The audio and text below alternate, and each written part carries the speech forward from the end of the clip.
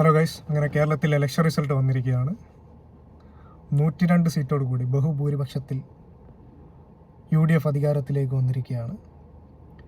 35 സീറ്റിലേക്ക് കൂപ്പുകുത്തിരിക്കുകയാണ് LDF. 3 seat open ചെയ്ത് BJP. 100 മേലെ സീറ്റ് ലഭിക്കും എന്നുള്ളത് VD സതീശൻ പറഞ്ഞതുപോലെ വിസ്മയം തീർത്തിരിക്കുകയാണ് UDF. കേരളത്തിലെ പ്രബുദ്ധരായ എല്ലാ ജനങ്ങൾക്കും, UDFന് വേണ്ടി വോട്ട് ചെയ്ത എല്ലാവർക്കും, വിജയിച്ച എല്ലാ സ്ഥാനാർത്ഥികൾക്കും എൻ്റെ അഭിവാദ്യങ്ങൾ. കാരണം നമ്മൾ ആഗ്രഹിച്ചതാണ് കോൺഗ്രസ് അധികാരത്തിലേക്ക് വരാൻ വേണ്ടിയിട്ട്. പിണറായിസത്തിനെതിരെയും അവരുടെ നിലപാടിനെതിരെയും വിമർശനം ഒരുപാടുണ്ടായിരുന്നു.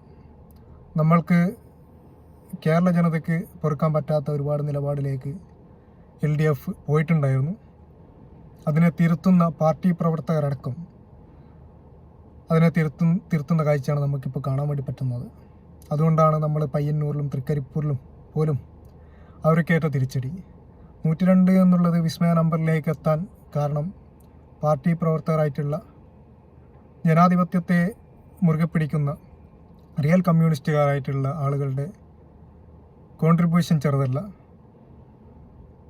പാർട്ടി അടിമകളാകാതെ മുന്നോട്ട് വന്ന് കേരള ജനതയ്ക്ക് ഒപ്പം നിന്ന എല്ലാ കമ്മ്യൂണിസ്റ്റുകാർക്കും എൻ്റെ അഭിവാദ്യങ്ങൾ. ഇപ്പോൾ സംഭവിച്ച തെറ്റുകൾ എന്തൊക്കെയാണെന്ന് മനസ്സിലാക്കി നിലപാടുകൾ തിരുത്തി നല്ലൊരു പ്രതിപക്ഷമായി LDF ഇവിടെ ഉണ്ടാവട്ടെ.